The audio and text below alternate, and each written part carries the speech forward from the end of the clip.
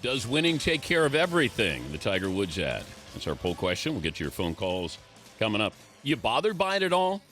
If winning takes care of everything, do I need to put out an ad that says winning takes care of everything? Apparently it doesn't. He's Greg Anthony from CBS Sports joining us on the program. What'd you think of that ad when you saw it, Greg? Well, I think if you put it in the context of the quotes he made in reference to him either getting back to number one or maybe winning a major, I think that's what he was talking about. I think that's what the ad was. But I think everyone wants to read something else into everything. Mm-hmm. And so I think, and I've been listening and hearing a lot of feedback on it. I think a lot of people are trying to say as if the comments or the quotes or the ad was referencing his personal life, which I didn't quite see the connection there. I thought ultimately most ads are based on what they're trying to promote, which is the athlete and the athletic prowess. So I got the ad, but I definitely see the negative connotation attached to it simply because everyone's thinking, at least I think, that it's based on his personal life. But winning does take care of a lot. If you look at what Kobe went through, you can go down the list of great athletes who've been involved in Ray Lewis, even UNLV basketball. When you guys were under that cloud of controversy with the NCAA or suspicion, you guys won, and it seemed to take care of everything. Does it? Is that the great elixir in sports? Well, I think once you've done something to harm your reputation, whether it be athletically or personally, I think you've created a dynamic of polarization. And I think no matter what you do, you're going to have those who love you and then those who hate you more. So I just think that there's always going to be a faction now because of what happened in Tiger's personal life, much like what happened in Ray Lewis's personal life, that will always despise them and try to find a reason not to appreciate the greatness within the athlete. And that's unfortunate because I don't think any of us would want the skeletons in our closets to be released. I think we all have things that we wouldn't be extremely proud of, no matter how minor. But that's just the reality of the world we live in right now, So I think we just got to roll with it and not try to focus on it if that's something that's directly attributed to yourself. I'm speaking of you, hater. Oh, I know. Well, let's run down all the things in your closet, Greg. You start first, and then I'll follow. Okay. Well, first thing was no comment. All right. If you could only watch one game on Thursday, what would that game be? Oh my gosh, man. I think I got to go with the Battle of Florida. Okay. I think the Florida Gulf Coast Florida game. One, because you have a 15 seed for the first time ever get to the Sweet 16. Two, the dynamic of them wanting to scrimmage Florida earlier in the season. And Billy Donovan, from all accounts, turned that down. Three, because of the style. The fact that both teams want to play up-tempo. And Florida wants to press, and Florida Gulf Coast, I think, is going to be very comfortable at dealing with that kind of pressure. And four, for me, I just think that this Florida Gulf Coast team is a lot better than people realize. We've had upsets before, but a lot of times, other than the moment of the upset, it could be a spoiler for the tournament. You know what I mean? Because then the next game, what was it? Was it Norfolk State last year? They come out, they beat Missouri. It was a great moment. Then they come out laying eggs in the next game. Yep. And they changed the entire dynamic of the tournament because they really weren't a team that I thought was good enough to make a run. I think it's different with this team. The fact that they were able to impose their will and their style on both Georgetown and on San Diego State, the fact they beat Miami earlier in the season, that validates this is a really good team. When you just watch them, you can see they're good. They're not just a team that's playing above their heads, living a dream. I mean, they have real talent. They're athletic. They can shoot it. They're versatile. They can affect you in the paint. I think it's going to be a really competitive game if they deal with the expectation, because this will be the first time where they've been on the national stage where they get all the focus. And that has a big role to play in all this stuff. Sometimes people forget that the hardest thing to do is to live up or exceed expectations. It's a lot easier to fly under the radar. They won't be under the radar anymore in this game. He's Greg Anthony from CBS Sports joining us, Dan Patrick Show. I'm surprised more coaches don't try to have the style of Florida Gulf Coast. I think college basketball has morphed into this each possession is overcoached by these guys because the stars of college basketball are the coaches, and they want their imprint, it seems like, every time down the floor.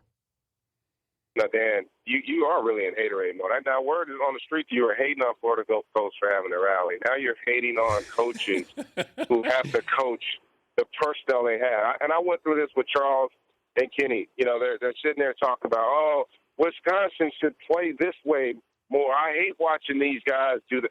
I'm like, dude, that's the personnel they have. That's part of the beauty of basketball, much like in football.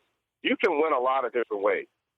Now, if you took Andy Enfield and you said, hey, go coach Wisconsin's roster and have them play the way you want them to play, they wouldn't win any games. But here's the thing, Greg. Bo Ryan brings in players to play his system. What came first, the chicken or the egg here? Well, in this case, how many kids, who the hell is Bo Ryan going to be able to sign? Your programs typically are built on your recruiting basis, right?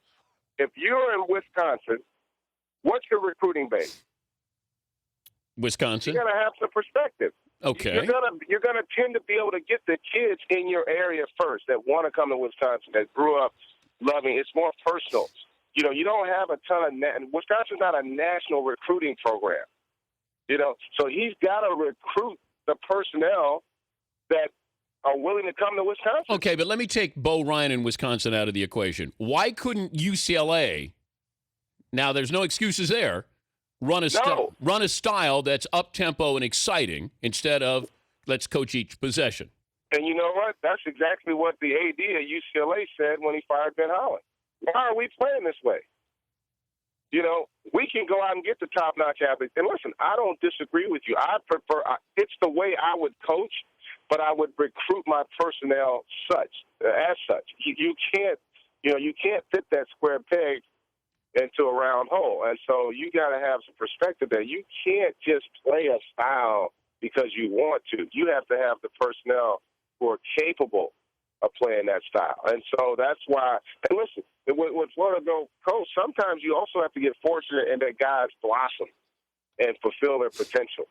And so I've said this all, listen, you can win in basketball running it, walking it, passing it, dribbling it, shooting it, defending it.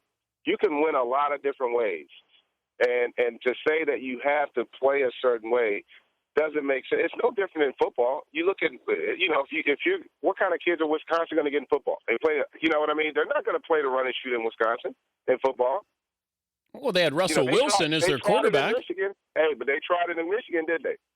Well, yeah, they went with whatever Rich Rodriguez was trying to put in. Hey, wait, how do we get into Michigan and Wisconsin football here?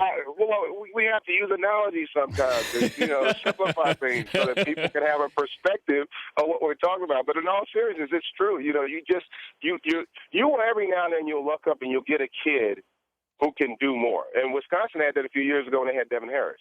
Yes. But even then, you can still. That's the beauty of it. If you gave Bo Ryan better athletes, he could still play that style and be really effective, and it wouldn't be as unattractive as maybe.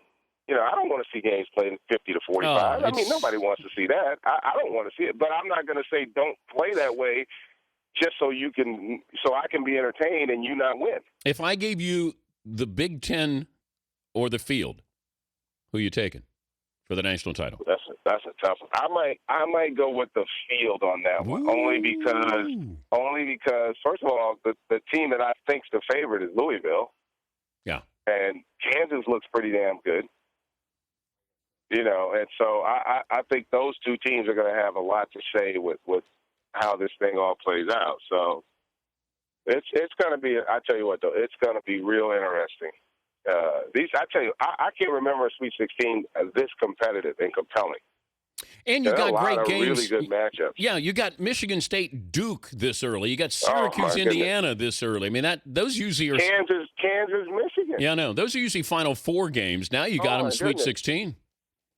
Which is another reason why, while the upsets are great, you don't want too many of them. And in this case, again, I didn't feel like after watching the Georgetown game, I didn't feel like Florida Gulf Coast was upsetting anybody. Like, I think they're really good, which helps. You know, it's not a situation where you're going to go in and say, oh, man, they're going to get beat by 35. There's no way they can play with this team. I think we would all say that they'll be able to compete with Florida. So that makes it more compelling. So you do have the aura of, you know, the 15 seed plan. You know, you got a 12 and a 13 in there. But they're all good teams. Oregon's a really good team. You know, I don't know if they can beat Louisville, but they're a really good basketball team. It's good to visit with you, all right? Always a pleasure, my friend. And tell the boys we said hello. I will, man. I will. We should do it more often, man. How's your golf game? I had shoulder surgery, so I haven't been able to play for a while. Oh, well, get well soon, man. Get well soon, my friend. Thank you, Greg. All right, partner. All right, that's Greg Anthony from CBS Sports.